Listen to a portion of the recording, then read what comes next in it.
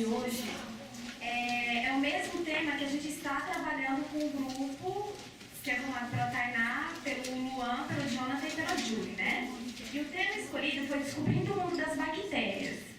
No nosso laboratório, a gente trabalha, na verdade, estudando os mecanismos envolvidos nas doenças autoimunes.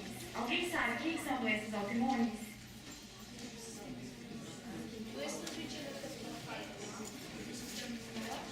Doenças do sistema imunológico. Doenças do sistema imunológico que não podem ser curadas pelo próprio corpo. Isso.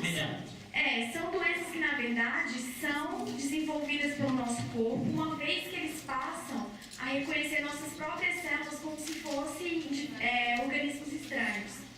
Como se fosse, sei lá, vírus, bactérias. Então, eles respondem da mesma forma que eles responderiam, ou seja, destruindo. O exemplo, diabetes, que o nosso corpo destrói as nossas próprias células que produzem um hormônio super importante que é a insulina.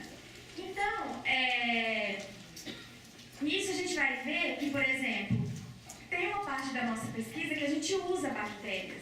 Ou seja, as bactérias também são ferramentas de pesquisa. Então, hoje a gente vai descobrir como as características gerais dela e como elas podem ser utilizadas na pesquisa, tá? Então, vamos lá. Já que eu estou falando com pequenos cientistas, né? Quando a gente fala no nome bactéria, o que vem na cabeça de vocês? Doenças. Vírus. Está no ar em volta de nós. Organismos na Terra. O que mais? Micro-organismos. O que mais? Está presente em qualquer ambiente. Também ambientes extremófilos. O que mais? Então, eu vejo aqui que, no geral, as pessoas, vocês sabem mesmo, né, mais ou menos ali no que as bactérias estão envolvidas, né? Então, as bactérias, elas são tidas como os organismos mais antigos do mundo. Né? Então, lá há milhões e milhões de anos já existiam as bactérias, né? E elas são consideradas os ancestrais de todos os demais seres do planeta.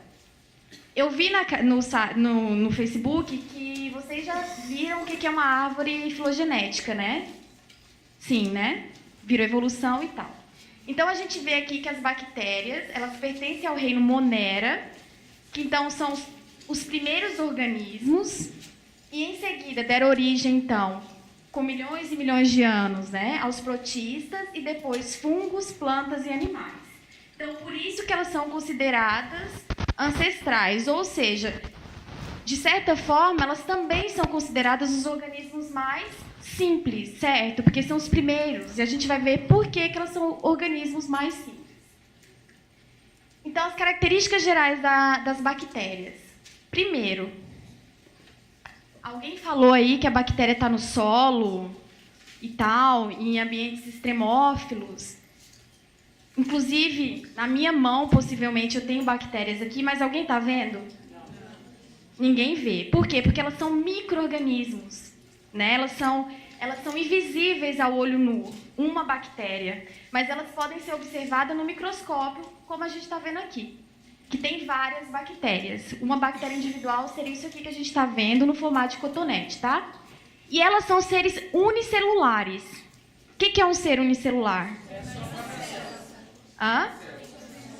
Uma única célula. Nós, pelo contrário, como nós somos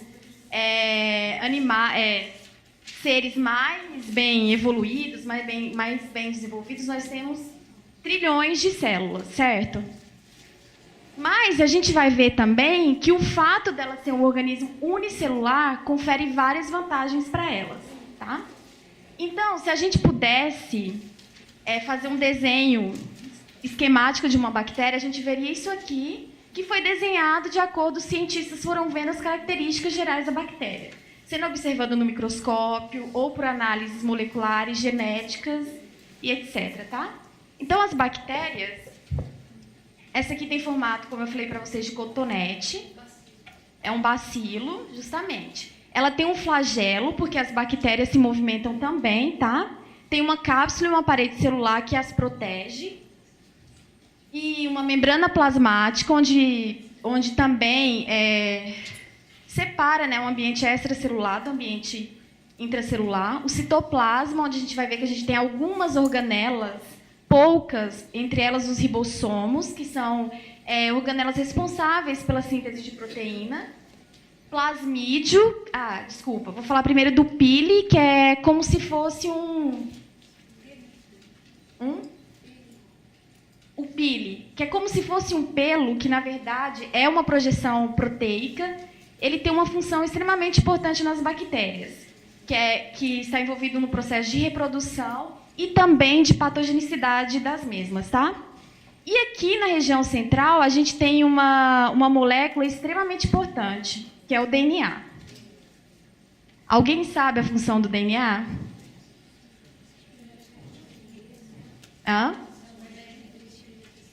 Vai dar as características de uma pessoa. É aqui que está guardada toda a informação genética de, por exemplo, é como se fosse uma biblioteca de como eu vou ser. Ou seja, eu sou 50% do meu pai, do DNA do meu pai, 50% do DNA da minha mãe. Então, nesse DNA, está toda a biblioteca de que cor vai ser meu cabelo, de que altura eu vou ser, a cor da minha pele, etc. Sua célula unicelular, ela se divide para reproduzir. Sim. E se ela tiver que dividir, só que ela não conseguir? Aí ela não vai se proliferar. Porque qual que é a função dela dividir? Formar mais indivíduos iguais a ela. Uma vez que ela não consegue, ela vive o tempo dela e ela morre. Não gera descendentes. Tá? Então, aqui está o DNA, que é toda a biblioteca de como vai ser a bactéria, de todas... que vai codificar todas as proteínas que ela necessita e etc. Tá? E aqui, esse DNA ele fica organizado numa estrutura chamada de cromossomo. Tá? E aqui fora, a gente tem... Aqui a gente está vendo que ele está todo embolado ali. E aqui tem o plasmídio, que é uma molécula de DNA circular, tá bom? Que a gente vai ver que ele tem uma função muito importante para as bactérias. Tá? Desde quando a gente utiliza elas no laboratório, ou até mesmo o que confere patogenicidade ou até resistência a antibióticos, tá bom? Alguma dúvida aqui, pessoal? Não?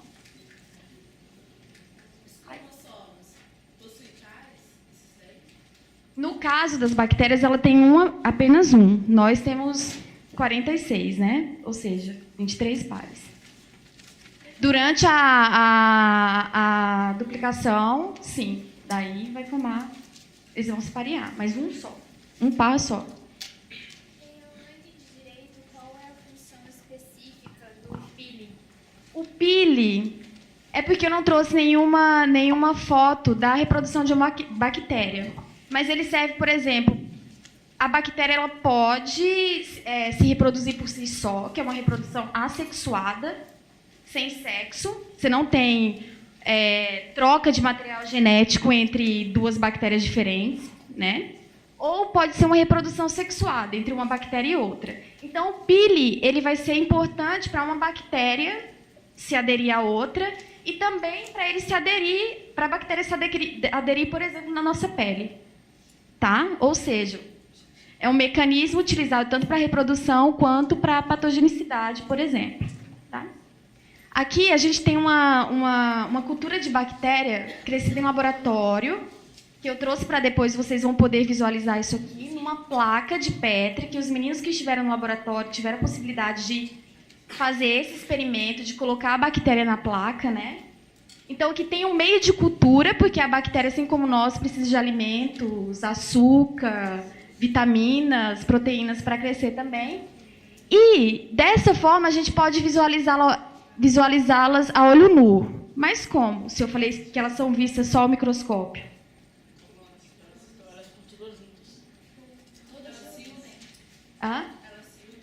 Elas se unem. Então, isso aqui, cada bolinha branca dessa é o que a gente chama de colônia, que tem centenas de bactérias juntas. Então, assim, a gente pode visualizá-las a olho nu que eu vou passar para vocês no final da aula, tá? Outra característica fundamental e super importante das bactérias é que elas são os organismos mais abundantes do planeta. E, por isso, né, elas são o maior exemplo de sucesso ecológico na história de vida do nosso planeta. Por exemplo, o Luan falou, e a outra aluna aqui falou que, por exemplo, tem bactéria no solo e em regiões extremófilas. O que são regiões extremófilas? Extremas, ou seja, que possivelmente nós, seres humanos historicamente muito mais evoluídos, com trilhões de células, não conseguiríamos sobreviver, né? Que são regiões ou muito quentes, são encontradas bactérias em vulcões, por exemplo, ou regiões muito frias, ou regiões, por exemplo, sem ausência de luz, sem ausência de oxigênio. Então, por que as bactérias são consideradas, então, organismos tão adaptáveis? Ô, professora, ela demora a se adaptar ou é muito rápido? Possivelmente muitos anos. Centenas de anos. Oi. A industrialização altera alguma coisa na relação das bactérias? Como assim, a industrialização? Porque tem a instalação de indústrias que já modificam o ar, com as chuvas ácidas tem a acidificação do solo, da água. Altera as bactérias? Altera, você falou o material genético dela. Possivelmente, elas são colocadas na indústria, porque elas têm essa capacidade, por exemplo, de fermentar alguma coisa, mas não porque vai estar sendo fornecido o ambiente necessário para ela viver, com as condições ideais. Por exemplo, essa bactéria que a gente vê aqui, ela só cresce, que é a Escherichia coli, a 37 graus, e com tais nutrientes. Então, a gente precisa dela no laboratório, então a gente sabe as características dela. Então, vai crescer ela nas condições ideais, de temperatura, e se precisa de movimentação ou não. Então, geralmente não, mantém as características dela. Tá? Então ela se adapta rápido? Porque eu entendi o que você quis dizer. Por exemplo, se eu pego 100 bactérias que não estão acostumadas com aquele ambiente e coloco em outro ambiente. O que acontece? Possivelmente, a maioria delas vão morrer, porque elas não estão acostumadas com aquele ambiente. Mas uma ou outra sobrevive, e é o que dá a adaptabilidade dela, e ela vai passando essas características que deram a adaptabilidade dela para os filhos dela, certo? E isso vai fazendo com que ela se adapte ao ambiente. Né? Então, no caso, a bactéria ela não muda. Ou ela é resistente ou não é. E ela é selecionada pelo ambiente, é isso? Sim, não, ela muda. Ela muda também. Ela pode sofrer mutações. Então, para ela sofrer radiação, ela pode sofrer mutação para aguentar a radiação. A radiação. Esse exemplo que o Luan trouxe foi o exemplo que ele... Um dia a gente estava falando de bactéria, o que acontece? Foi descoberta uma bactéria que ela é resistente à radiação. Por exemplo, a maioria das bactérias, elas morrem na radiação. Só que, ao mesmo tempo, a radiação altera o material genético dela. Então, com o tempo, a maioria delas morrem e algumas são resistentes.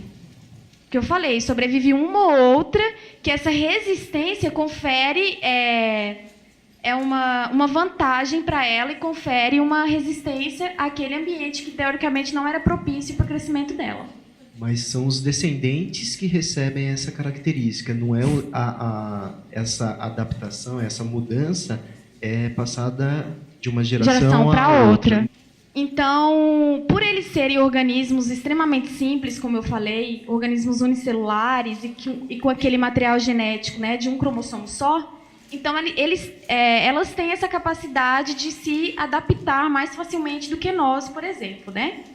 E existem vários tipos de bactérias, de acordo com a morfologia delas, características, né, morfológicas, que podem ser observadas. Por exemplo, tem as cocos, que são as redondinhas, as bacilos, que são em formato de cotonete, né, vibriões, em formato de vírgulas, e a espirilo. Tá? Então, cada espécie de bactéria, tipo de bactéria, vai ter um formato que isso é extremamente importante também para os pesquisadores, tá? Porque cada uma tem sua característica específica também. Até mesmo na identificação de uma bactéria, a primeira coisa que se faz é ver de que tipo ela é, tá? E quando a gente pensa em bactéria, algumas pessoas falaram, doenças, né? Mas existe no nosso corpo uma microbiota, que é vários tipos de bactérias juntas, que é normal no nosso corpo. E o número de bactérias que nos colonizam, especialmente na pele e no trato intestinal, é muito superior ao número de células que constituem nosso corpo. Nós temos aproximadamente 10 trilhões de células. E existem aproximadamente no nosso corpo 9 vezes a mais do que o número de célula. Ou seja, 90 trilhões de bactérias no nosso corpo. Isso seria bom ou ruim?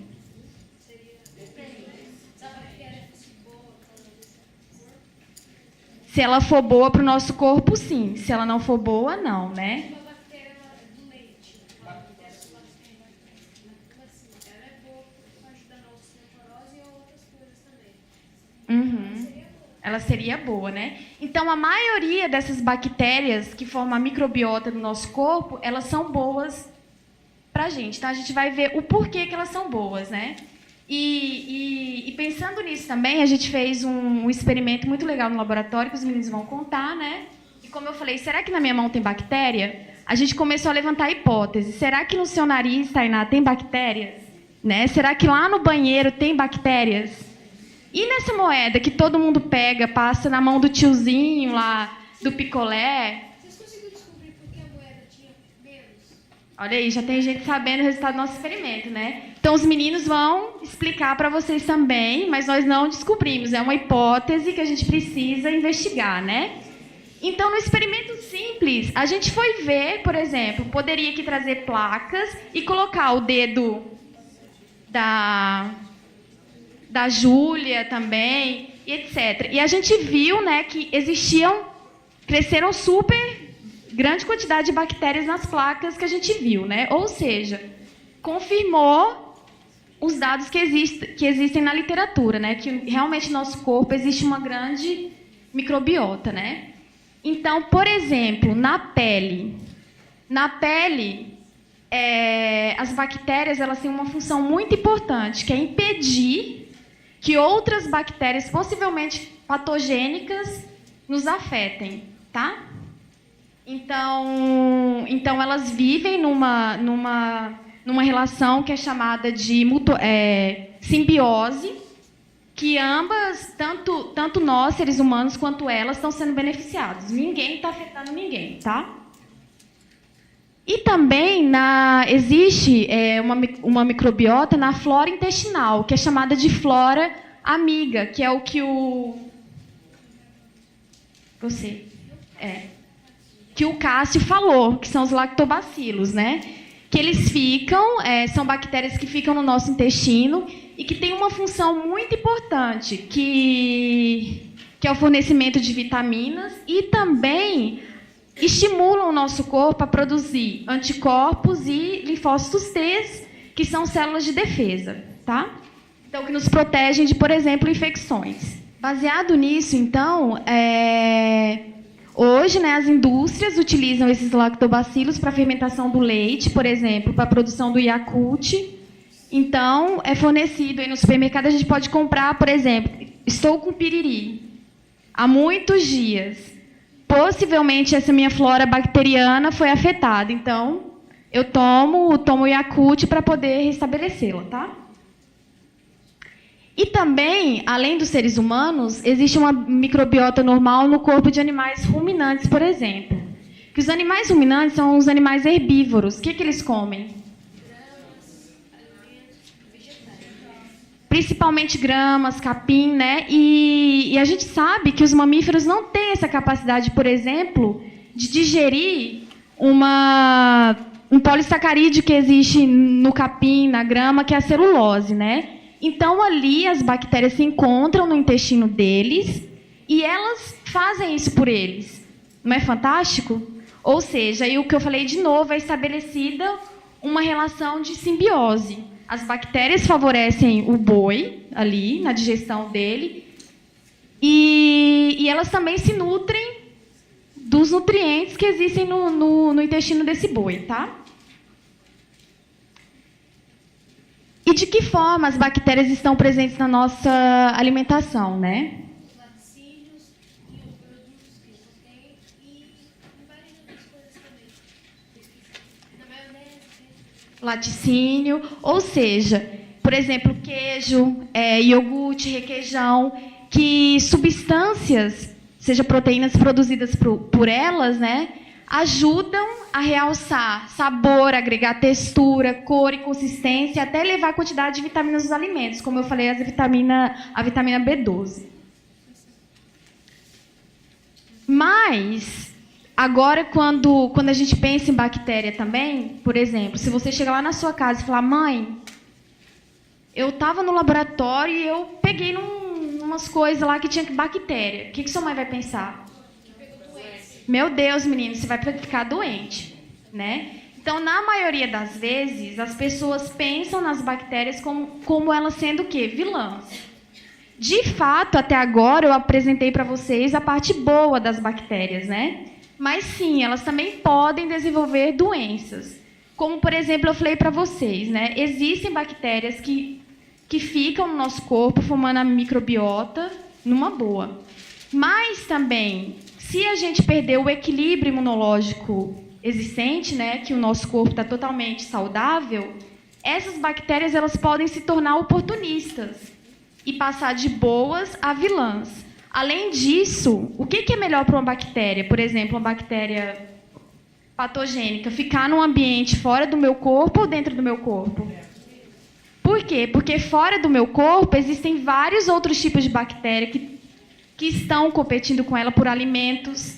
E dentro do meu corpo, se ela se instalar, ela vai ficar num ambiente totalmente propício, né? Então, as bactérias consideradas patogênicas, né, elas produzem, por exemplo, a gente viu que as bactérias produzem proteínas que ajudam na fermentação do leite, do requeijão, né? E tal, pode realçar sabor e tal, né? Então, são produtos derivados da bactéria. Mas ela também pode produzir toxinas que matam as nossas células de defesa e tal, que vai deixar nosso organismo debilitado. Então, de fato, indivíduos que já estão com o sistema imunológico debilitado, por exemplo, indivíduos portadores da AIDS, que estão fazendo tratamento de câncer, ou alguém que está com uma gripe, já está meio debilitado. Então, se tiver contato com essas bactérias, vai desenvolver várias outras doenças que a gente vai ver em seguida, tá? Essas bactérias que protegem o nosso corpo, elas acontecem isso daí? Elas permitem que as outras bactérias de fora entrem no corpo? Sim, porque as outras podem ter mecanismos mais apropriados para matar aquela bactéria, por exemplo. Entendeu? Ou, por exemplo, essa bactéria que protege nosso corpo, ela está ali, mas é o que eu falei, a outra vem com maior potência e se instala, justamente. Então, aqui eu vou dar um exemplo das bactérias, né, e doenças. Na época medieval, existia uma peste, que era a peste bubônica, que era transmitida que é uma doença bacteriana, né? Transmitidas através de pulgas de rato, que leva à formação de gânglios hemorrágicos, que o indivíduo fica assim. Quem assiste Game of Thrones aqui? Então, eles mostram ali uma peste que tem, e o pessoal está mais ou menos assim, né? Então, essa peste bubônica, ela foi o terror da época medieval. Por quê? Porque matou cerca de 25 a 75 milhões de pessoas em toda a Europa. Ou seja, acabou com metade da população da Europa. E o que podia fazer? Nada. Se cuida, não entra em contato com os indivíduos que têm, porque até então não existia medicamento nenhum para combater essas bactérias. Então, o medo, por exemplo, que hoje a gente tem de... Dê um exemplo aí de uma doença que todo mundo tem medo de ter. AIDS. Por quê? Porque não tem cura, não é mesmo? Nessa época, as pessoas tinham medo de ter doenças bacterianas, porque também não tinham cura, tá? E também, por exemplo, a tuberculose, né? Que é uma doença infecciosa também, documentada desde das mais longas datas e que continua a afligir a humanidade até nos dias atuais. Existe vacina hoje em dia, né? E ela se dissemina através de aerosóis, contato com pessoas que têm, etc. e tal. E causa tosse infecciosa, né? Infecção pulmonar, entre outras características mais. E, como eu disse, a tuberculose. E também a pneumonia bacteriana, que é uma infecção grave nos pulmões. E aqui eu trouxe uma bactéria que ela é uma bactéria super importante, que é a Staphylococcus aureus, né? Que também causa infecções.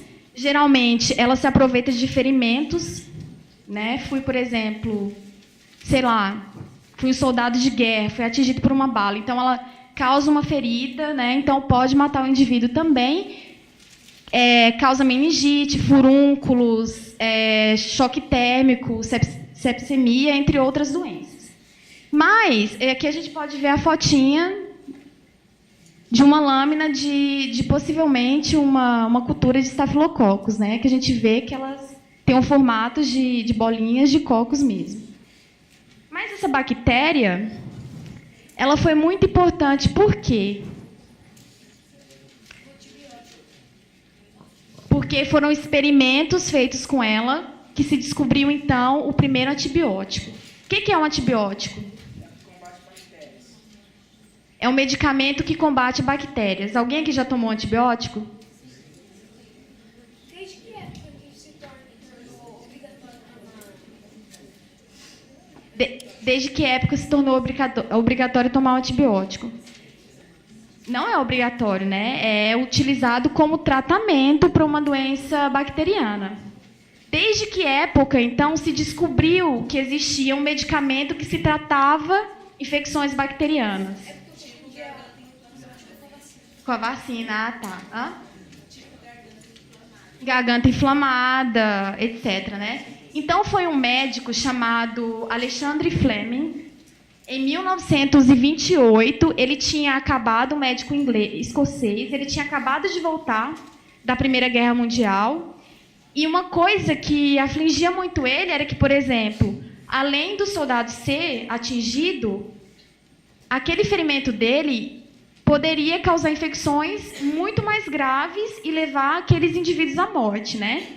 Então, depois da guerra, ele voltou para o laboratório dele e ele queria pesquisar e achar um medicamento que tratasse, que matasse essas bactérias, tá? Então, ele trabalhava com a bactéria causadora dessas infecções que eu falei, que era o Staphylococcus aureus. E uma vez ele estava lá, só dava errado a pesquisa dele. Só errado. Ele fazia aquele experimento lá, Luan, colocava na estufa, nada crescia. Tinha a cultura lá, ele voltava, nada crescia. Ele falou, quer saber? Vou tirar férias. Daí foi tirar férias, foi visitar os pais, deixou a placa lá com a cultura de Staphylococcus em cima da bancada dele e foi. Quando ele voltou, ele viu uma coisa muito interessante. Que aqui estava, então, a cultura com a bactéria Staphylococcus e que aqui cresceram outros micro-organismos, que são fungos, o penicillium, que, por coincidência ou não, onde estava esse fungo, a bactéria não crescia. Ou seja, a bactéria vai crescer perto de uma coisa que está fazendo mal para ela? Não, ela quer um ambiente propício para o crescimento dela. Então, ele fez uma observação muito importante. Espera aí, então esse penicílio está produzindo alguma coisa que está repelindo o crescimento da bactéria, né? E aí, então, que ele descobriu que esse penicílio ele liberava uma toxina que matava essas bactérias. E essa toxina, então, foi depois isolada, né, anos depois, e foi denominada de penicilina, que foi o primeiro antibiótico a ser descoberto, tá? Então, aí, imagina com essa descoberta quantas vidas foram salvas, né? E a partir daí, vários outros antibióticos foram descobertos, entre eles, por exemplo, a ampicilina, a tetraciclina. Então, hoje existe uma lista enorme de antibióticos. Porque, por exemplo, a penicilina ela é eficiente para o estafilococcus, mas ela pode não ser eficiente para as bactérias da tuberculose, por exemplo, né? Então, cada bactéria ela vai ser resistente se ela crescer numa boa na presença daquele antibiótico ou sensível se ela morrer, tá? Então, para isso, por exemplo, Julie está com dor de garganta há meses já. Usou um antibiótico que a avó dela falou, não, mas eu tive uma infecção em tal lugar e eu usei aquele antibiótico X lá e curou minha infecção e tal. Mas a Julie não cura. Está ficando cada vez pior. O que a Julie precisa fazer? Um exame. A Julie vai lá no hospital, recolhe, né, possivelmente, sim, o catarro, e leva para um laboratório de análises clínicas. Por que eles vão fazer lá? Eles vão testar a que antibiótico aquela bactéria que está causando a infecção na garganta da Julie é resistente ou sensível, certo? E de que forma isso é feito? Através do antibiograma. Então, o antibiograma é um exame de diagnóstico que consegue identificar qual é a bactéria que está causando a infecção no indivíduo, indicando também qual antibiótico mais indicado para esse tratamento. Esse experimento também a gente fez no laboratório com bactérias provenientes da vagina e da boca de gato, né? Então, aqui, o que acontece? A gente tem uma placa, então, com meio de cultura, como eu falei, que permite o crescimento da bactéria, e a gente espalha nessa placa a bactéria que a gente quer estudar, tá? E depois a gente coloca disquinhos que contêm diferentes antibióticos. Por exemplo, ampicilina, tetraciclina, azitromicina, entre outros. E, analisando a mesma característica vista pelo Fleming aqui, a gente vai ver que antibiótico mata aquela bactéria ou que não mata, né? Então, aqui, por exemplo, a gente vê que nesse antibiótico aqui, o crescimento dela foi bom ou ruim? Não, foi bom para a bactéria, ruim para nós. Foi bom para a bactéria, porque ela nem se importou com aquele antibiótico presente no meio. Aqui não. Aqui já formou o que a gente chama de um halo de repulsão. Ela não fica perto onde está esse antibiótico. Tá? Ou seja, aqui nesse antibiótico ela é resistente. Ela cresce numa boa. Então, quando alguém fala, a bactéria é resistente a tal antibiótico, então, aquele antibiótico não interfere no crescimento da mesma, tá? Aqui não, aqui a gente tem um halo de repulsão, ou seja, esse antibiótico seria eficiente para matar essa bactéria, assim como esse aqui, mais ou menos, muito pouco, e esse aqui também, muito pouco. Então, eu selecionaria esses antibióticos que foram bastante eficientes para tratar a dor de garganta da Julie, né? Então, é um exame muito importante, por quê? Para não se usar antibióticos inadequados, tá? Tudo bem. Então, aqui a gente viu, até aqui, as doenças, como detectar a bactéria e qual antibiótico utilizar. E como essas bactérias podem ser utilizadas lá no meu laboratório ou em vários outros laboratórios, né? Então, a gente vai ver que com a descoberta do DNA, que eu falei para vocês, né, aquela molécula que transmite a vida, lá em 1960 e pouco, houve, então, o desenvolvimento de uma área da biologia muito importante, que é a engenharia genética. O que é isso? Conhecendo o DNA, como manipulá-lo, os pesquisadores puderam interferir no DNA, por exemplo, da bactéria. Ou seja, inserir outro pedaço de DNA de um outro organismo e criar o que a gente chama de transgênico. tá? Que é um organismo que recebeu um gene, que é uma região do DNA de um outro organismo, tá? Então, por exemplo, as bactérias, elas podem ser utilizadas para a produção de insulina. O que é a insulina? A insulina é utilizada para diabetes, é um hormônio que a função dela é captar a glicose que está no nosso corpo e levar para as células para a produção de energia, certo? Então, se não tem insulina, que é um hormônio que é fabricado pelo pâncreas, o nosso organismo fica debilitado e tem um acúmulo de glicose, o que é péssimo. Por quê? Porque quem tem diabetes desenvolve trombose, catarata, entre outras doenças, né? Então, a gente vê a importância da produção da insulina. Então, no indivíduo que tem diabetes, o que acontece? As células do corpo dele, que a diabetes é uma doença autoimune, destrói as células pancreáticas que produzem a insulina. Né? Então, o que se fazia antigamente? Então, aquele indivíduo não vai produzir insulina e ele precisa de insulina de alguma forma que hoje é fornecida. Né? Antigamente, utilizava-se a insulina produzida de porco. Para a maioria dos indivíduos funcionava, mas outros tinham rejeição. Que aí, além de diabetes e rejeição, então era um tremendo problema, né? Então, com o advento da engenharia genética, os pesquisadores, o que eles fizeram? Vão lá no genoma eucarioto de humano, pegam os fragmentos de DNA que produz o hormônio da insulina e coloca no plasmídio, que é aquele DNA que eu falei circular para vocês, lembra da bactéria?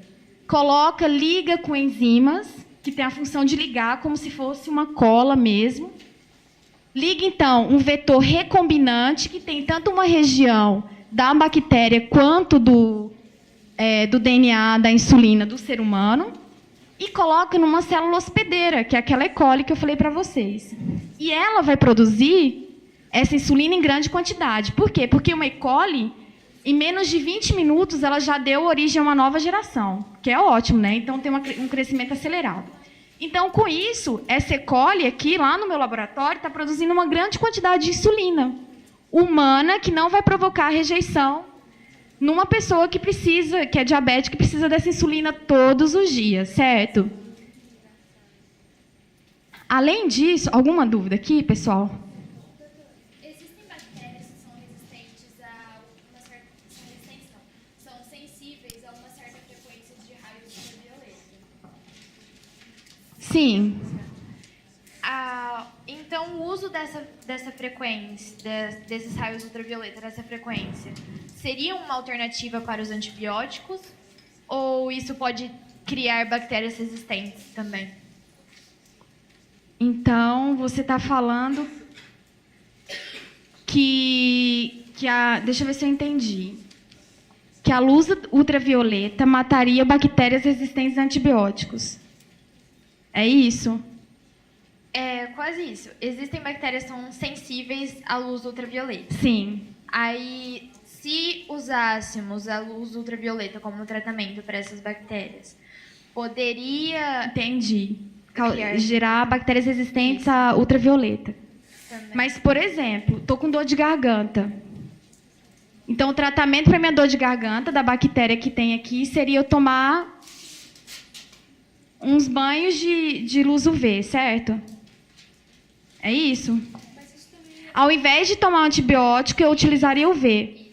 Não posso, porque a UV também é altamente mutagênica para a gente. A luz do sol causa o quê? Se eu não passar protetor solar? Câncer de pele, não é? Então, a gente não pode utilizar o UV. No laboratório, a gente, por exemplo, para garantir que o ambiente está totalmente limpo de bactérias, a gente incide a UV naquele ambiente, mais longe de nós. Por quê? Porque se eu tomar UV, aquela UV vai ser ruim para mim. Mas não teria como aplicar especificamente naquela área afetada? Não. Como, por exemplo, alguma doença que você pega na pele, uma bactéria que se aloja na pele. Se eu usasse a UV somente ali naquela parte, seria mais vantajoso que o antibiótico ou não? Não, de forma alguma. Porque a UV causaria muito mais mal do que o antibiótico.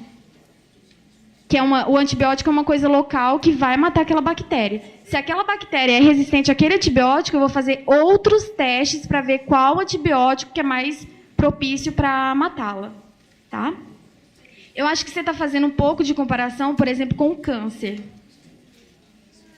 que é utilizada a radioterapia. Não?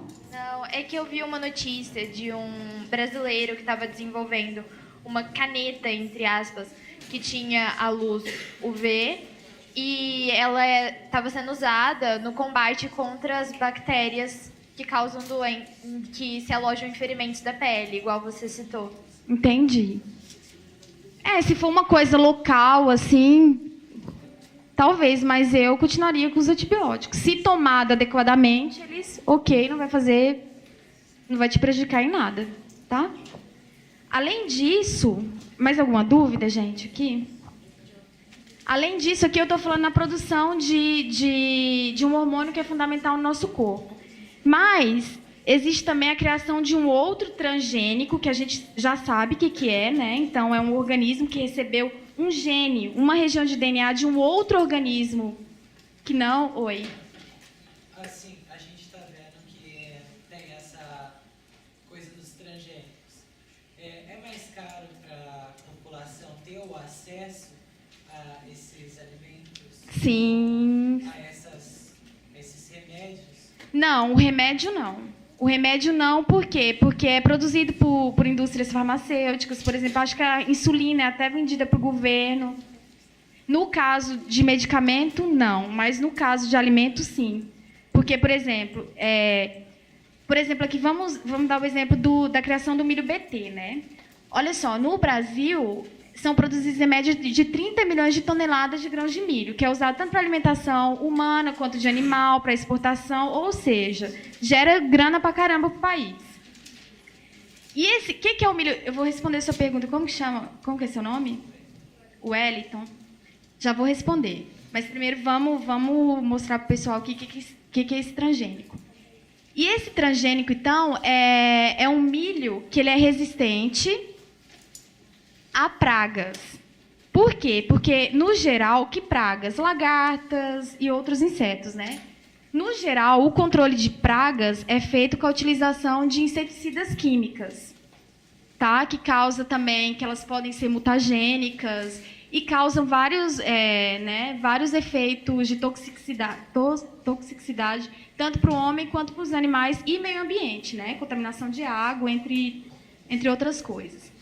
Então, uma alternativa utilizada pelos pesquisadores foi criar um milho para que não precisasse utilizar na agricultura esses inseticidas em grande quantidade, sabe?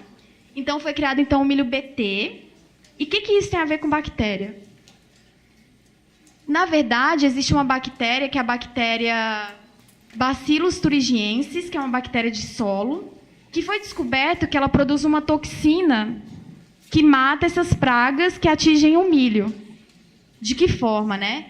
Essa bactéria, assim como eu falei que elas produzem toxinas que matam células do nosso corpo, e por isso que a gente é afetado por uma doença que ela causa, essas bactérias produzem cristais que vêm aqui. A lagarta vem e come, né? O que o pesquisador fez? Ele jogou um spray na folha, que essa lagarta come naturalmente aqui, como a gente pode ver ali. Jogou na folha. A bactéria vem e come, né? A lagarta vem e come aquela folha com a bactéria. E aí, esses cristais, essas toxinas que são produzidas por essas bactérias, elas se ligam a receptores intestinais dessa lagarta e ela vai morrer. Vai morrer de que forma? Ela vai morrer ou de fome ou por uma infecção generalizada por bactéria. Então, é ótima essa bactéria para matar essa lagarta que está dando o maior problemão lá na plantação de milho do meu pai. Então, o que os pesquisadores fizeram? Construíram, então, um milho transgênico, que ele já ele mesmo produz aquela toxina que vai matar aquela lagarta. Eu só consegui a figura em inglês, gente. Da mesma forma, o que foi feito? Pegou lá o gene que produz a toxina da bactéria, pegou um plasmídio, colocou esse gene aqui, o plasmídio foi inserida na célula do milho, contamina aquele milho, né? Teoricamente, mas contamina de forma boa, e é então integrado isso é inserido no milho, como se fosse uma infecção mesmo. Mas se tiver alguém que tiver um problema para não poder comer milho, aí esse projeto genético que é inserido pode fazer a pessoa voltar a ingerir esse alimento. Seria possível? Poderia, se por exemplo, a pessoa não pode comer milho, tem alergia do milho, é isso? A alergia do milho, então, naquela pessoa é causada por uma toxina que o milho produz. Pode construir um milho sem aquela toxina. Seria. Isso, é isso, mais ou menos? Sim, pode fazer uma modificação de um milho que não produz aquilo que é alergênico para aquele indivíduo. Que aí retira, ao invés de colocar a região do DNA, retira a região do DNA, que faz mal, tá? Assim, acontece, sabe com o quê? Com as nossas bactérias do laboratório. Por exemplo, essas bactérias, se cair na minha mão lá, ai meu Deus, é patogênico, eu vou morrer? Por quê? Porque para ir para o laboratório, para ser utilizado como ferramenta no meu estudo, foram inativados ou selecionados linhagens que não são patogênicas para mim. Entendeu? Então, aqui, voltando à história do milho. Então, é criado um milho BT, que ele produz essa toxina da bactéria que não é dele, mas foi inserido nele um gene dessa bactéria, e esse milho, então, vai lá para a agricultura, é plantado, e a lagarta que come ele vai morrer, os outros insetos não vai ter uma propagação de peste. Mas isso não faria mal para o organismo do ser humano? Não. Por quê? Porque antes, aí que tá, né? Quando sua mãe vê o Tzinho lá no óleo, fica quase louca. Ai, meu Deus, é um óleo transgênico, vou morrer, vou ter câncer. Não, por quê? Porque antes de vir, antes desse óleo chegar na sua casa, já foi passado por todos os testes possíveis. Que, por exemplo, essa toxina da bactéria foi testado se ela desenvolve alergia ou não nas pessoas. E foi visto que não. Entendeu? Então, é feito todo um controle antes de ser levado até em casa. Mas eles testam com diversas pessoas? Sim. Tem que ter um número de pessoas grande e significativo. Porque senão, se o pegasse o outro não, seria visto, né?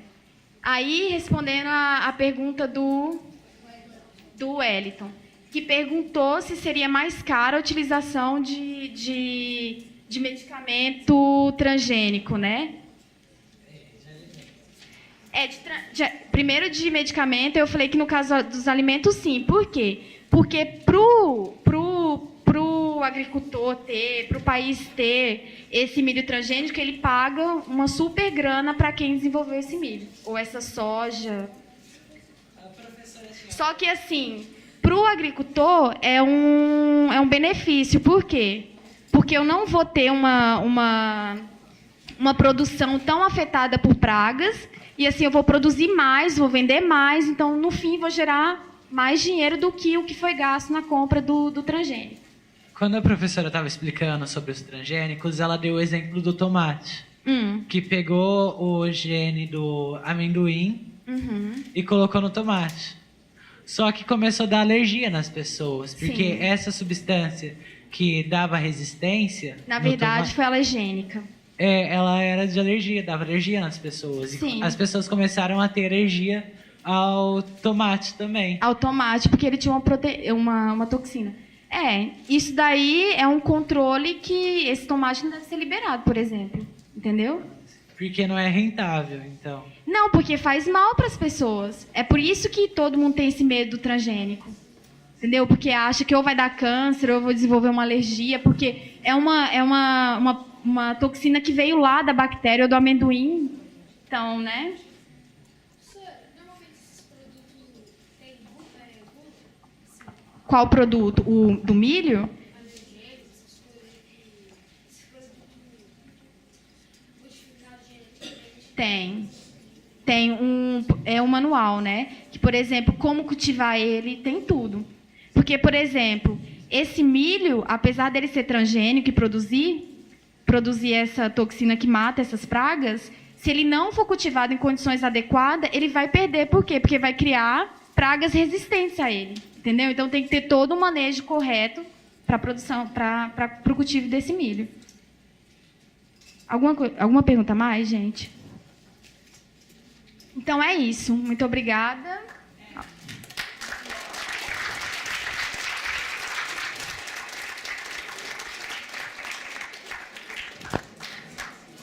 Eu entendo que a indústria se esforça para que não haja.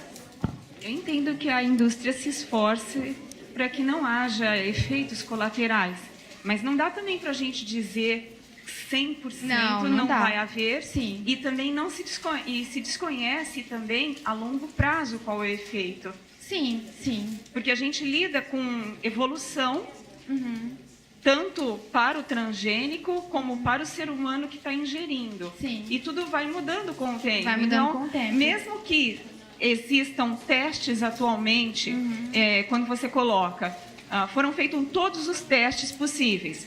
São os testes possíveis para aquelas linhagens, mas as coisas vão mudando. Sim, com então, depois de certeza. um tempo, pode ser que os testes que nós temos disponíveis não sejam mais suficientes para detectar alguma coisa que possa acontecer na população. Então, é claro que o transgênico tem uma vantagem, mas sem querer ser preconceituosa, eu acho que sempre tem que se ter muito cuidado, porque não dá para dizer 100% que nunca vai acontecer nenhum prejuízo. E que não vão acontecer casos de, por exemplo, um tomate ser liberado, ele passou por todos os testes e foi liberado. E depois de um tempo na população, aparece alguém com alergia. Sim, sim. A questão dos transgênicos é muito polêmica, né? Como que é seu nome? Patrícia. Patrícia. É muito polêmico, por isso que a Patrícia está falando. Então, assim, quem trabalha com transgênico tem que ter toda uma bagagem evolutiva e genética e farmacológica para poder se justificar aqui, né? O que não é meu caso, mas eu concordo com você e foi bom você levantar isso aqui. A nossa utilização da bactéria no laboratório é para clonagem mesmo, para o estudo dos nossos genes de interesse, né? Mas realmente é um caso extremamente polêmico. E eu espero que continue a informação nos alimentos de que o produto é transgênico. Ainda que não se queira que a população entre em pânico sabendo o que é, a população precisa ser informada, precisa ter sempre muita informação de que aquele alimento é transgênico e ter a oportunidade de escolha. Sim. Sem ter pânico, mas o direito de escolher mesmo e de não ser tratado como um nada, de que é obrigado a comer aquilo e nem sabe o que tem naquele alimento. Sim. Além disso que a gente está falando de transgênico, né? Mas, por exemplo, se a gente pega o genoma humano, tem várias sequências de vírus. Então, é uma coisa assim, na verdade, a gente é híbrido, né? Tem sequência de bactéria. Há quem diga que as mitocôndrias eram bactérias oportunistas, né? Então, isso pode ser benéfico ou maléfico só ao longo do tempo, com a evolução que a gente vai saber. Sim, mas precisa sempre ficar claro os dois lados. Sim. Muito bom. Obrigada. Obrigada a você. Por exemplo, o que eu estudo? Alguém já ouviu falar de microRNA? O microRNA é um gene, porque teoricamente o gene, aquela sequência de DNA que eu falei para vocês, classicamente ele dá origem a uma proteína. Que é a proteína que vai ser funcional no nosso corpo, vai formar nosso cabelo, unha, nossa pele, etc. e tal, né? E no caso, os pesquisadores descobriram que tinha um gene que não formava uma proteína, que não era codificada, né? Formava uma molécula reguladora, que era um microRNA. Então, os microRNAs, eles regulam os genes antes deles virarem proteína. Então, a proteína vai depender do quê? Da regulação do microRNA. Então, o que eu vi? Eu peguei um camundongo que desenvolve diabetes naturalmente, igual ao ser humano, tá? Não foi um camundongo mutante, camundongo transgênico, não. Ele é um camundongo que desenvolve diabetes naturalmente. E comparei com o camundongo não diabético. E vi quais seriam os genes que vão codificar proteínas que favorecem o desenvolvimento daquela diabetes. Então você fez como se fosse uma lista de genes ativos e Isso, inativos. inativos no Certo. camundongo que tem diabetes Tem e diabetes. no camundongo que não tem diabetes. Aí vi também quais micro-RNAs que poderiam regular aqueles genes, para poder decidir se eles vão virar proteínas ou não. Certo? E você nocauteou alguns? Não nocauteei. Eu fiz análise de expressão mesmo por microarray, né? Que a gente pega o tecido específico do camundongo e vai ver quais genes são ativos e inativos. E vi também os micro-RNAs. Aí usei o programa de computador, análise de bioinformática. Lembra que foi a aula antes do feriado, né, Luan? Do Fernando Barroso. Então, o que eu fiz? Por predição, eu pude ver, que a gente chama em sílico, quais seriam esses micro-RNAs que regulariam esses meus genes, para virar proteína ou não. Mas em sílico, no computador. E aí? Isso é importante porque aquele programa que faz aquelas análises em sílico tem todo um algoritmo envolvido, matemático, de probabilidades e não, então, que me dá fortes evidências. Mas eu precisava confirmar lá no laboratório se podia existir essa interação entre o micro-RNA e o gene ou não. O que eu fiz? Eu peguei o meu gene de interesse, fui lá, inseri aqui, igual eu mostrei para vocês, fiz a clonagem, que a gente chama, né? Essa figura está melhor. Fui lá, peguei meu gene de interesse, por exemplo, que é o chamado gene AIRE, que ele participa na decisão se as células, os linfócitos T vão ser bons ou não. Ou seja, se eles vão destruir nossas células do pâncreas ou não. Fui peguei essa região lá do genoma do camundongo. De que forma? Você foi lá no DNA do camundongo e isolou? Não. Eu sei essa sequência porque existe em bancos de dados, porque o genoma, toda a sequência do DNA do camundongo está na internet. Pego isso sem pagar nada. Acesso o site, pego a sequência, fui lá e selecionei a minha sequência de interesse, mandei sintetizar essa sequência. Que lembra que eu falei que é como se fosse uma biblioteca? Aí imagina que essa biblioteca ela é formada por um alfabeto.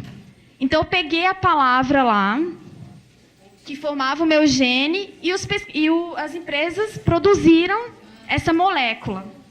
E eu fui inserir na minha bactéria. Formei o plasmídio recombinante e clonei numa outra bactéria, produzi em grande escala e fui estudar depois essa molécula clonada. De que forma com o micro-RNA, né? Através de um experimento que a gente fala, que é como... Sabe o vagalume? Lembra? Quem foi no laboratório na aula de DNA, eu expliquei que o vagalume ele produz a GFP, que é uma proteína fluorescente. Hã? E essa proteína, ela então mostrou para mim, ela acendeu quando o meu micro-RNA interagiu com o meu gene de interesse. Então, eu pude ver lá no laboratório que realmente aquela interação entre a minha proteína, o meu gene e o micro-RNA que foi predito no computador, também existiu depois que eu produzi a minha sequência em larga escala aqui e coloquei ela em contato com o micro-RNA. Aí, se interage... ela não acende a luz. Se não interage, a luz é acesa. Se interage, a luz não é acesa. Tá?